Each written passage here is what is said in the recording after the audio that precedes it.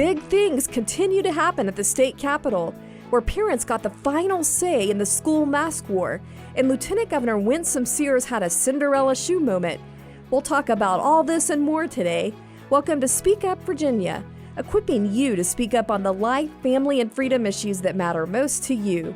From the Family Foundation, I'm your host, Candy Cushman, and I'm joined today by our president, Victoria Cobb. Well, last week we talked about the spiritual warfare often involved in what happens at the Capitol and how our team was seeing this up close and personal a lot of times. So this week I just thought we'd start off a little lighter. We just got to talk about this awesome Winsome Sears moment.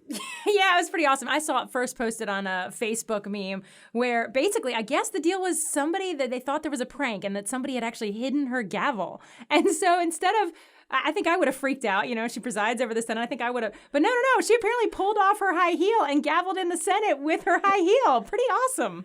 I just love that. Doesn't get flustered, just takes off this gorgeous high heel. I don't know if people saw it on Twitter, but it was a gorgeous high heel. So I just got to love that from the woman perspective here. And did you see that her comment was, one shoe can change your life? Just ask Cinderella. That's what she had written on her thing. And I thought that was just, she's so down to earth. I think people just love that.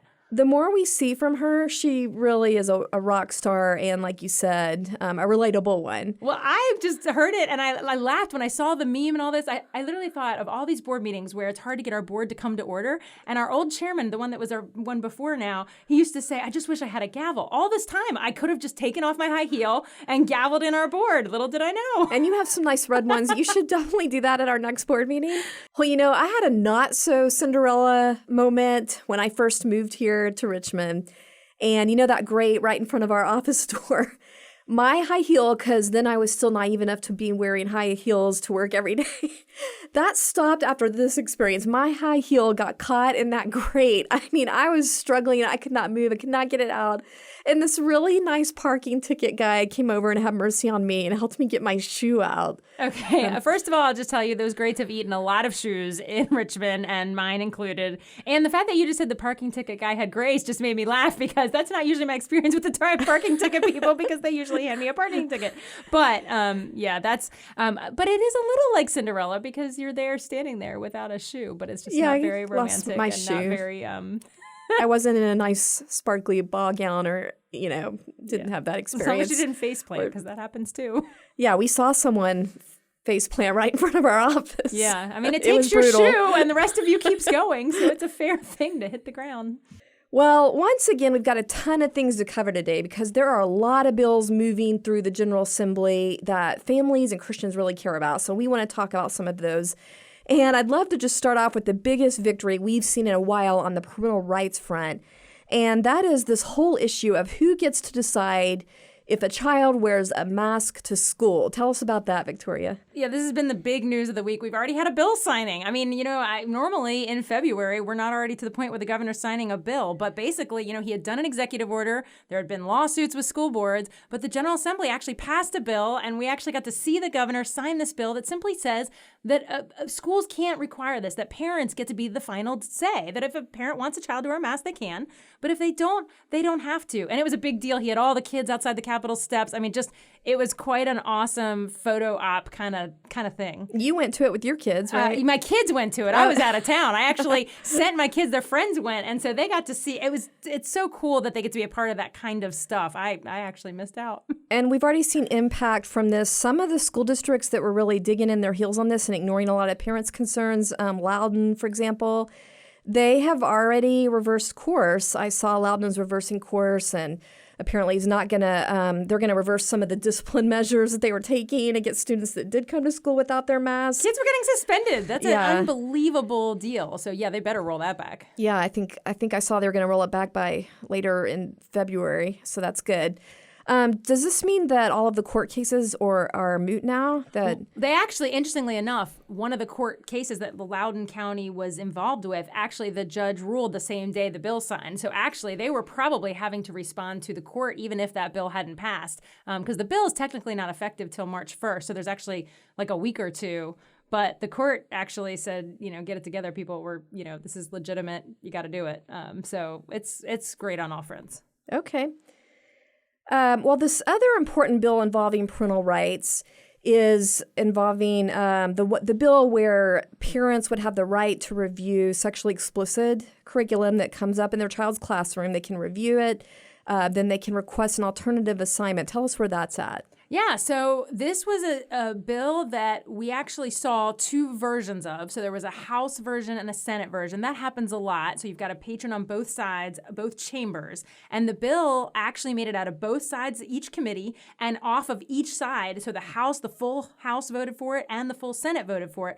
So technically, those bills flip-flop, and then they kind of repeat process, if that makes sense. You sort of just go through the motions again. They start with the committee in each chamber. Exactly. So they'll go back through the committee, back to the floor, and then those bills will land on the governor's desk. And you really don't need to, but it's sort of, you honor both patrons and that kind of thing.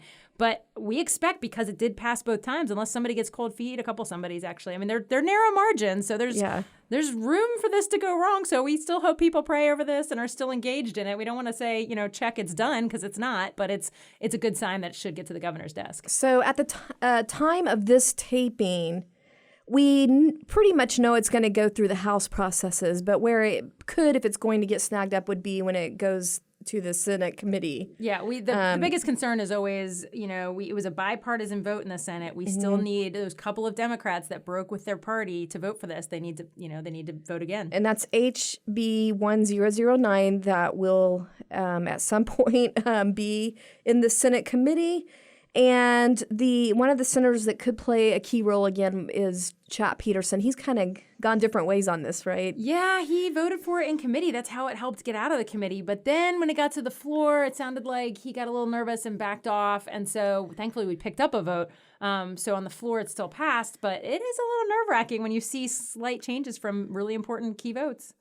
All right, well, another bill where Senator Chap Peterson and other Democrats could play a key role like that, probably in the same committee, is the Tim Tebow bill. Tell us what's going on with that one. Yeah, well, this bill, it's a really exciting bill. We've seen it, we've tried to get it through the legislature before, but here we are again, and we actually got it off the House floor. But let me remind people what it is. It simply says that a homeschool student is permitted to try out on their public school sports team. They're not necessarily given a spot, but they're given an opportunity to try out. And this is a big deal. And, I think of, as you mentioned, Chap Peterson, it's a big deal because there's a lot of kids that have left Fairfax school system over things like books and explicit material. I mean, and those kids would still love an opportunity to play on the sports team, but their parents have made a decision that they really, for one reason or another, don't want to be in that public school system. But they're paying the tax dollars. That's the thing. They're paying for the public school. Why shouldn't they be able to participate? But it's a big deal, and it's going through the Senate.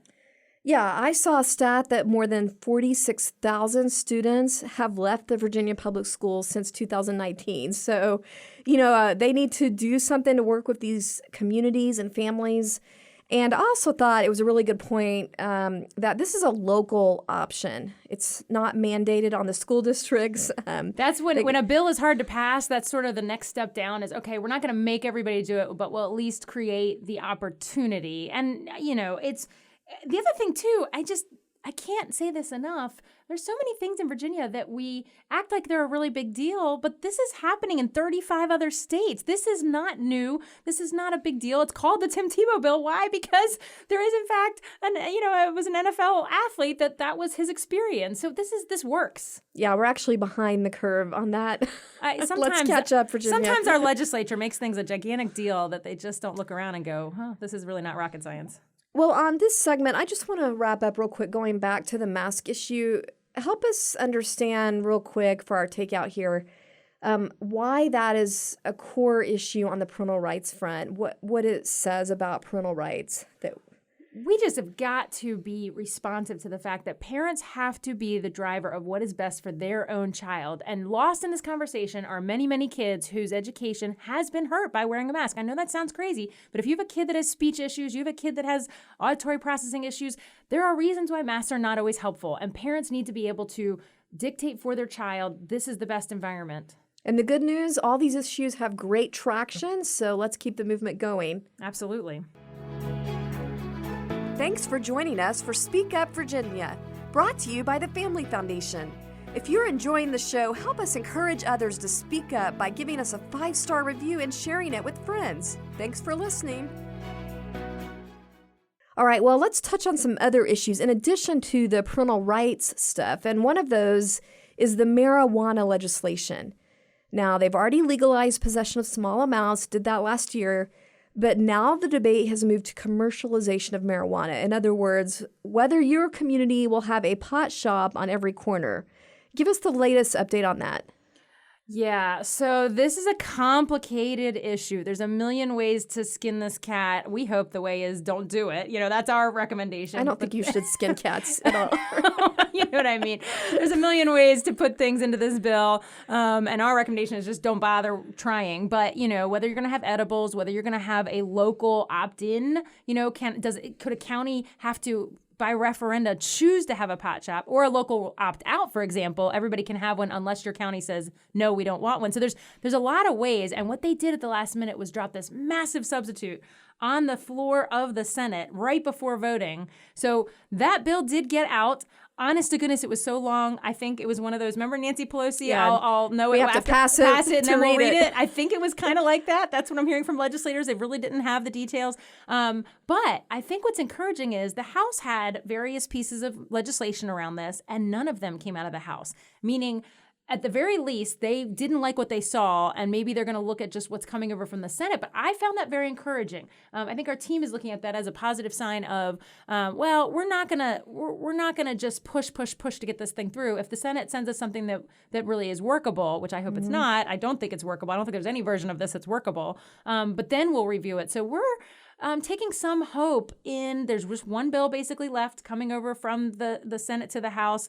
And I think it's going to get very careful review. They actually had a very in-depth hearing around this issue and heard from doctor after doctor what they should have done last year before they legalized it. And all they cared about last year was money. That was the only discussion, was how much money was the government going to get. And politically correct social justice talking. That's what and they the cared equity. about. Yeah. You are right. It was a lot about equity and a lot about money, not a lot about health. And this year, the House actually held a very effective hearing. And I think that made some folks really think about, is this even a road we want to go down? All right, so just in short, our team is really focusing on trying to give, whatever gets through, trying to give local communities as much control as possible that they don't just have to rubber stamp these pot shops. And then just trying to limit things so that it's, we can try to protect our kids. So putting limitations on edibles and THC levels and that kind of thing. It's all about this highly potent THC. And we're just trying to remind people, every time you say marijuana, people have different ideas of what that is. In today's day, it is highly potent THC that really has terrible impact, especially if it's in the hands of kids. Mm-hmm. All right, well, there's a couple of other issues I also wanted to hit on. And one, of course, is religious freedom. What are the bills that we should be paying attention to right now on that front? Yeah, there's two big bills I really want to note that are heading. They're basically, the Senate is reviewing them now. They've come from the House. The Senate is considering them. One is a bill that simply is a response to Governor Northam shutting down our churches during the pandemic. So the bill is trying to say no government can stop you from worshiping. We think that could not be more important. So that's going to go before the Senate. They're going to have a chance to look at that. And the other bill deals with that Virginia Values Act. We've talked about it here before, where essentially the state tried to pass they put into law a non-discrimination for sexual orientation, gender identity. And they basically said, even religious institutions, Christian schools, churches, temples, whatever your faith might be, even you guys have to hire and fire people. You can't do it according to the tenets of your faith. You cannot make employment decisions around principles that are part of your faith. And so that's a big, big deal. And so what we have in a bill coming over, and the Senate is considering it, is basically we're at least going to take religious institutions out of that. We're going to say, you cannot put this on people of faith. Yeah, so basically the so-called Virginia Values Act had LGBT tolerance trump religious freedoms for churches and Christian schools to be able to operate according to their biblical principles, especially, like you said, hiring and firing. So this is going to create an exemption for them, basically? It's basically an exemption. So It's not comprehensive. We think this really shouldn't have to apply to, secular businesses that have principles too. But it really is important for our Christian schools and churches. It's got a hard battle in the Senate, so be praying about that, right? Yes, we did not see bills similar fare very well in committee, but that's why prayer comes in. That's where we start praying and acting. And trying again next year if necessary. Absolutely. Last but not least, I know we're about to get into more budget issues at the Capitol. Do you think we're going to see any real tax relief with what Governor Youngkin's been talking about with groceries and gasoline and that kind of thing? It does not look like the House and the Senate are on the same page, and the governor wants all these tax deductions, various kinds of relief. And I'll just tell you, the bills in the House got out, so the House wanted the gas tax reduced. They wanted the grocery tax reduced. They had changing the standard deduction. The Senate killed all of that on their side. So we will see what happens when they get another look at this. But I fear that we may not have great. Why do we not have more bipartisan support for this when we're in the middle of record-setting, unprecedented inflation? I don't understand. Maybe this is too easy to explain, but this is the way I say it, because liberals believe every dollar that's in your pocket is already the government's. They own it. And whatever they let you keep is what they let you keep. If they let you keep more, that's less of their dollars that they're letting you keep. It's really backward thinking. Yeah, lesson. Don't give it to them in the first place if you can possibly help it. Well, we know they don't spend it well. Well, it's that time again. Time for our Inconceivable Moments Award. This is where we're featuring examples of the absolute lunacy and craziness that happens when cultural leaders try to give guidance completely apart from biblical principles. And we're calling this the Liberals' Most Inconceivable Moments Award. Inconceivable! Well, this week's Inconceivable Award comes appropriately straight out of the General Assembly, and it involves another one of those moments where liberals say the quiet part out loud. In other words, they let the true extremism that lies behind their worldview come through in their actual words. Now, of course, we all saw that happen in a big way with former Governor McAuliffe saying parents shouldn't be involved in what's taught in the classrooms. And we all witnessed the fallout from that with the election results, but apparently some of our delegates still haven't learned from that experience. Yeah, I could not believe it. Last week, Delegate Alfonso Lopez not only stated it out loud again during a House floor debate that books in the classroom should be left to so-called education experts. I love when they say that. I don't know who these people are, but they're experts. But anyway, he also specified that it should not be left to, quote, the lowest common denominator, or, quote, a vocal minority group of parents. So what they've done here, what he's done, has actually escalated the inflammatory language instead of taking the cue from the elections and dialing it down a bit, or at least trying to act like they respect parents. We've now moved from simply saying parents don't belong to actually insulting them, calling them the lowest common denominator. Let's just take a moment to listen to these actual comments from Delegate Lopez. Educators and librarians go through the extensive training. They understand age appropriateness. The lowest common denominator, or loudest voices, shouldn't be the ones dictating what's acceptable. The selection of books for classrooms should be left to education experts, not a vocal minority of parents. Yeah, every time I hear that comment that he made, I just can't believe that he didn't learn anything from the debate. But anyway, let me just give a little more context. The delegate made that statement while debating the bill on the floor of the House, and it was the bill that we talked about earlier, House Bill 1009, that would actually allow parents to simply be notified. Nobody's saying anything about control of curriculum here. We're simply saying that parents get notified by the school if there's going to be explicit content, and they're allowed to request an alternative assignment. And you saw once again during this floor debate, this attempt to distract from the real issue, parental rights, by bringing up more accusations. They keep playing this card over and over, bringing up accusations of bigotry and LGBT discrimination. But as we've said many times, here's the truth.